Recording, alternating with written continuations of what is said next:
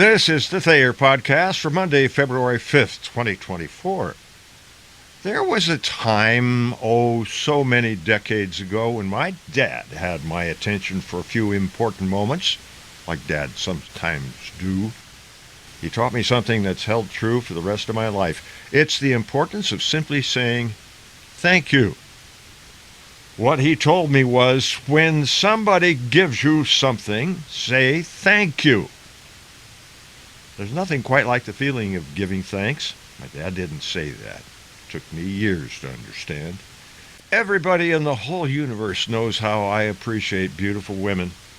And it is such a thrill to make some gorgeous feminine creature smile when I can murmur some compliment to her beauty and say thank you. I thank you so very heartfelt that God had blessed her with such beauty. But that's not all my dad showed me. He too loved beautiful women. He married one, my mom. By his kindness and consideration around her, he demonstrated his love every day. Her beauty gave him joy and thanks. Another thing he taught me, and it took a few decades to sink in, was about the great and small things around us that are so beautiful and bring so much joy to our lives. Think about that for a minute. Sure, that hummingbird is colorful and cute. So's the honeybee that also comes to the feeder, lovingly set out to help make their lives a little easier. Surely these are two sights for which we can all be thankful. How thankful are we for our children? And for that matter, our grandchildren and great-grandchildren. What amazing blessings we have, and yet we scarcely ever take the time to give thanks for those incredible gifts. What my dad taught me was a life lesson in happiness. The greatest joys are experienced when we just take that fraction of a moment to say, thank you.